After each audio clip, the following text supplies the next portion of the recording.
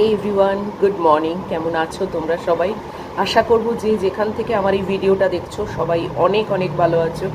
আমিও এত ভালো আছি যে ঘুমিয়ে পড়েছি জানো। আজকে উঠেছি তখন 6:35।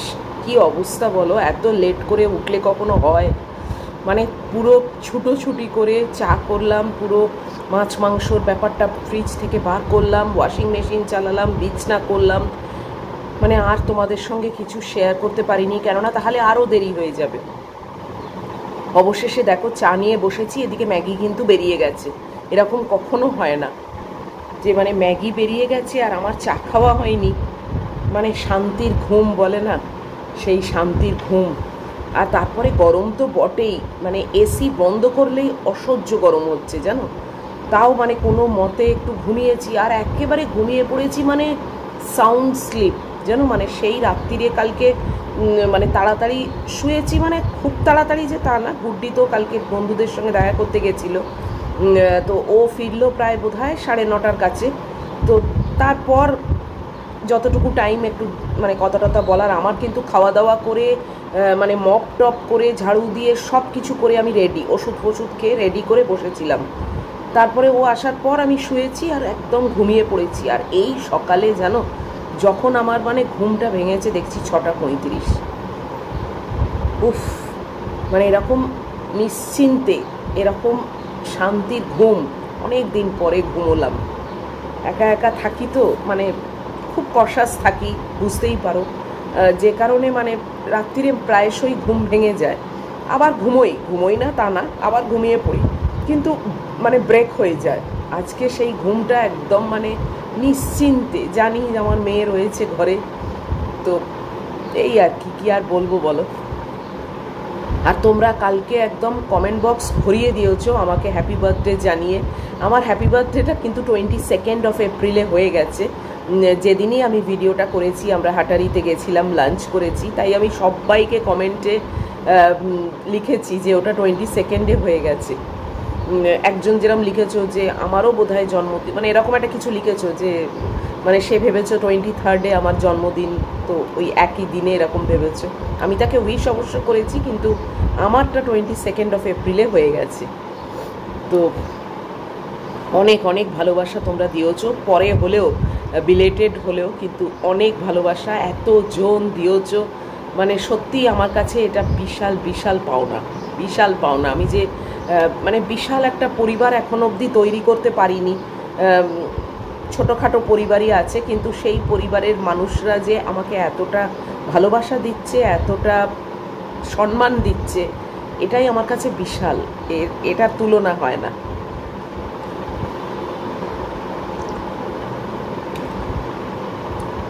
চাটা গরম ফেলে রাখছি, তেতো হয়ে যাচ্ছে জানো। যাই হোক, আর আজকে তো লাঞ্চ গুড্ডি আছে, গুড্ডি অবশ্য যাবে, একবার বেরোবে। ও একটা কন্ট্যাক্ট লেন্স তৈরি করতে দিয়েছে গোল পার্কে, আমাদের যে অপটিক্যাল হাউস আছে সেখানে। তো সেইটা ও ডেলিভারি আনতে যাবে। ওরা এমার্জেন্সি 2 দিনেই করে দিয়েছে, বাট পড়ে আছে সেটা। ও আজকে বললো আমি ওটা নিয়ে আসবো, কিন্তু লাঞ্চ টাঞ্চ সব বাড়িতেই খাবে। তো আজকে পমফ্রেট মাছ বার করে রেখেছি, কাতলা মাছ বার করে রেখেছি, দেখি কি করি। আমার তো পুঁইশাক চচ্চড়ি আছে কালকে, তো আমি আর বেশি কিছু খাবো না। আমি ওই পুঁইশাক চচ্চড়ি আর তারপরে যদি মাছের ঝাল করি কি ঝোল করি সেইটা ব্যাস। আর ওর জন্য একটু পমফ্রেট মাছ টাছ করে দেবো। এক একটা করে দিন কমছে, মানে মনে করতে চাইছি না, বাট তাও কিন্তু কোথাও না কোথাও মনে একটু ধাক্কা তো লাগছেই বলো। এক একটা দিন সকাল হচ্ছে মানেই সেই দিনটা শেষ। ওয়েদারের অবস্থা মোটেই খুব একটা ভালো না জানো তো। সূর্যের দেখা তো অবশ্যই পাইনি, তোমাদের তো দেখালাম। ওর মধ্যেই বারান্দায় গিয়ে একটুখানি টাইম দেখিয়েছি, তবে বেশ ফুরফুরে হাওয়া দিচ্ছিল, কিন্তু তাতে আমার কোনো লাভ নেই, কেননা ঘরের মধ্যে কিছুই হাওয়া ফাওয়া নেই। ঘরের মধ্যে যা গরম, মানে বলার কথা না। আর ম্যাগি তো দেখলেই, সকালবেলা ঘুম থেকে উঠেই দিদির কাটে চলে গেছে। ও এখন খুব দিলখুশ আছে দিদিকে পেয়ে।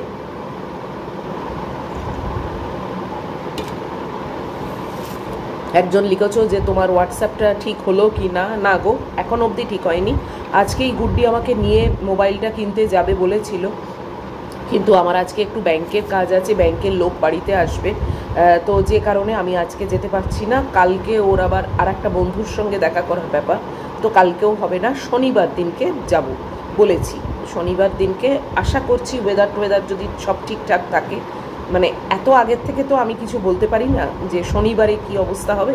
এখনও প্ল্যান করা আছে শনিবার দিন যাব, গিয়ে ফোনটা কিনবো, দেখা যাক। আমার একটু পার্লারে যাওয়ার ইচ্ছে আছে, চুলটাকে স্ট্রেটনিং করানোর ইচ্ছে আছে।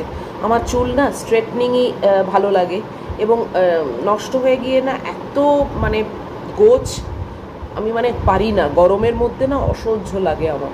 তো সেটাও একটা প্ল্যানে আছে, কেননা ওটা অ্যাটলিস্ট 4-5 ঘন্টা টাইম নেয়, তো 4-5 ঘন্টা দেবুকে বসিয়ে রাখাটা মুশকিল।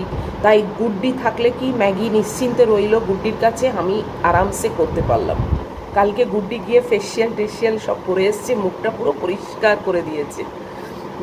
আর হ্যাঁ, তোমরা অনেকেই বলেছো যে ও রোগা হয়ে গেছে। হ্যাঁ দেখো, এই সবগুলো তো আর আমার কাছে যখন থাকছে না তখন এই নিয়ে কথা বলাটা আমার সাজে না।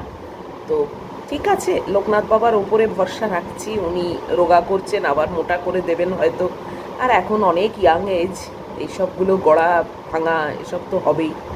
আর সব থেকে বড়ো কথা, যেখানে আমি খাওয়া দাওয়ার ব্যবস্থা করতে পারছি না, তখন এটা নিয়ে মানে বলার কোনো মানেই হয় না। তো যাই হোক, চলো এখন চাটাকে শেষ করি। চাটা জানি না, এই লিপটনের গ্রিন টিটা না কীরকম একটু তিতকুটে ভাব আছে। আমি তো গ্রিন টি মানে বছর খাচ্ছি, এবং লিপটনেরও খাচ্ছি, মানে খেয়েছি আগে, কিন্তু এই লিপটনের গ্রিন টিটা না একটু কীরকম তিতকুটে ভাব, কি জানি কেন।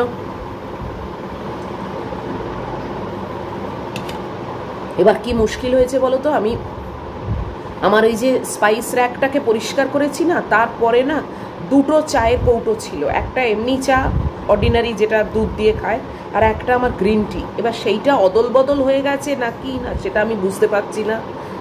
হয়তো এটা আমি প্লেন চাই এরকমভাবে লিকার খাচ্ছি, তাই বা কে জানে, কিন্তু একটু তিতকুটে ভাব আছে। মানে আমি চায়ের কৌটোটা গন্ডগোল করে ফেলেছি, তারপর থেকেই না এই সমস্যাটার হচ্ছে আমার। মানে আমার সমস্যাটা কিন্তু সেই র্যাকগুলো পরিষ্কার করবার পর থেকেই হচ্ছে, জানি না, আমি বুঝতে পারছি না। তোমাদের সঙ্গে সব শেয়ার করি, তাই এই সমস্যার কথাটাও শেয়ার করলাম। চলো একটু যদি টাইম পাই, ম্যাগু তো বেরিয়ে গেছে, কখন বেরোলো সেই টাইমটাও দেখিনি জানো। আজকে সব ওলট পালট হয়ে যাচ্ছে আসলে, বেশি নিশ্চিন্তে থাকলে যা হয় আর কি। তো সেটাও দেখিনি যে কটায় ওকে নিয়ে গেছে, তাই ক্যালকুলেট করতেও পারছি না। তাও এর মধ্যে একটুখানি হাঁটা করে নিই। আর ওয়াশিং মেশিন এখনও চলছে, কেননা স্টার্টই তো করেছি অনেক দেরিতে না। তো চলো আবার পরে আসছি, অনেকক্ষণ ধরে গল্প করলাম তোমাদের সঙ্গে। ডাইনিং টেবিলে একটু রোদ এসে পড়েছিল, তাই আকাশটা দেখতে গেলাম যে কি অবস্থা। এই দেখো, এই হচ্ছে আকাশের অবস্থা, সূর্য উঠছে না, আর এদিকে ম্যাগি এসে গেছে। আজকে আমার সব দিক থেকে মানে দেরি আর দেরি। এবারে চলে এসেছি কাপড় জামাগুলো শুকোত দিই, অনেক দেরি হয়ে গেছে আজকে জানো। যদিও তোমরা বলবে যে তোমার তো আর স্কুল কলেজ কিছু পাঠাতে হচ্ছে না, তো দেরি হলেই বা কি, ওই আর কি, একটা ডিসিপ্লিনে চলে, তো এরকমভাবে তো আমি অভ্যস্ত নই, তাই জন্যে আজকে একটু দেরি হতেই বারবার মনে হচ্ছে যে বড্ড দেরি হয়ে গেল। যাই হোক, চলো কাপড় জামাগুলো শুকোত দিয়ে মপ করে তারপরে রোজকার মতো অল্প একটু বসবো, বসলে একটু মানে ঠিকঠাকও করি বলতে পারো, যে কি রান্না করব না করব। ওই টাইমটা মানে আমার একটু স্লাইট মি টাইম আর কি, ছোটোখাটো মি টাইম যাকে বলে। তো তারপরে চলে যাব রান্নাঘরে।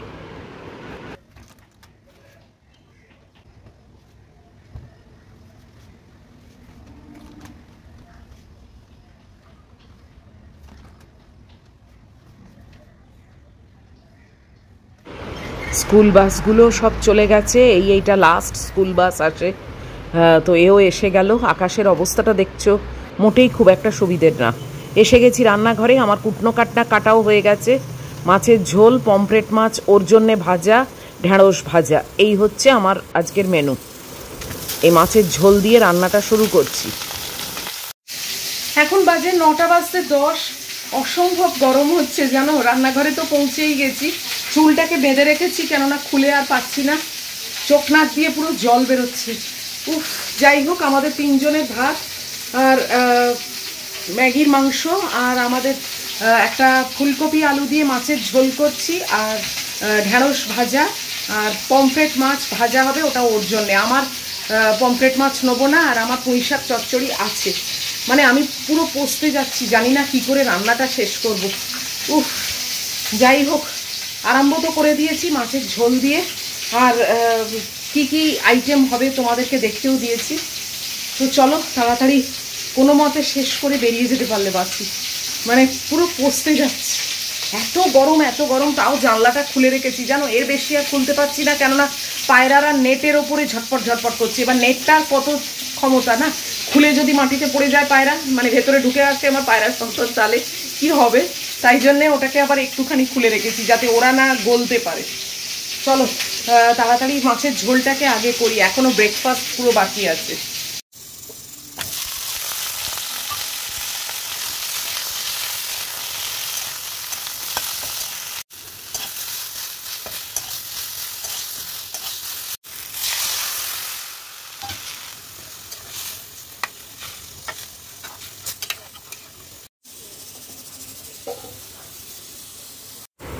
একটু এই তন্দুরি মশলা দিয়ে পমফ্রেট মাছটাকে ম্যারিনেট করছি, এটা দুটোই ওরই, ওকে একটু ফ্রাই করে দেবো। উফ, এত গরম হচ্ছে না যে জাস্ট রান্নাঘরে দাঁড়ানো যাচ্ছে না। বাপরে বাপ, মানে পাখার তলায় এসে দাঁড়ালাম একটু, যদিও আমি এই সময় একটু আরাম করতে চাই না, কেননা তারপরে আবার রান্নাঘরে ঢোকা না মনে হয় ফার্নেসে ঢুকছি, কিন্তু কি করব বলো, পাচ্ছি না।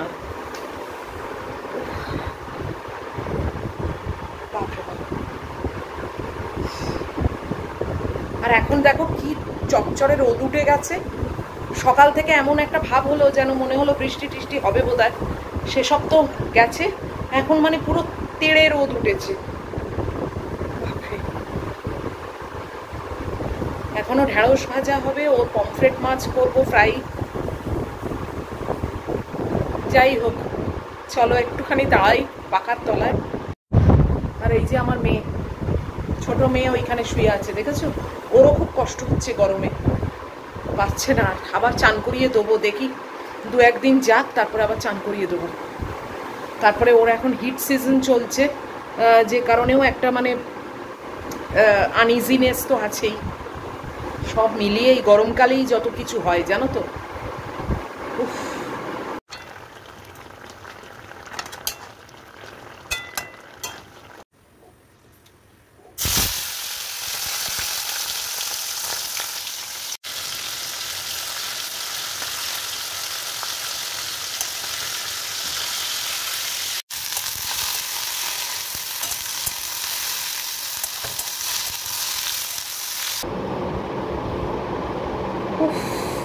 10টা বাজে জানো। এখন আমি বসলাম ব্রেকফাস্ট খেতে, গুড্ডিকে দিয়ে দিয়েছি, আর রান্নার পার্ট পুরো শেষ। বাপরে বাপ, ভাবতে পারছি না যে অ্যাট লাস্ট আমি সব শেষ করেছি। এত গরম পড়েছে, এত গরম পড়েছে, বাপরে। শুনলাম 27 অবধি নাকি এরকমই গরম থাকবে, তারপর নাকি বৃষ্টি হবে, জানি না। এত আগে থেকে কে যে ফোরকাস্ট করছে।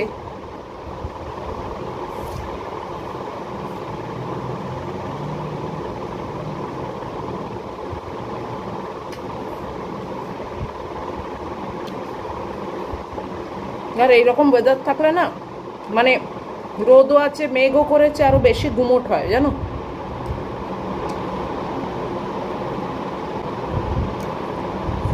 গুড্ডি তো বেরোবে আজকে আবার, বললাম তোমাদের না, কন্ট্যাক্ট লেন্স করতে দিয়েছে, সেটা নেবে।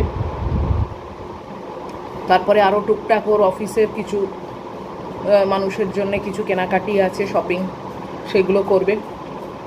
কখন বেরোবে আমি জানি না, মানে মোটামুটি লাঞ্চ বাড়িতে খাবে, তারপরে কখনো বেরোবে। আমি তো ভাবতেই পারছি না এই দুপুরবেলা বেরোনো।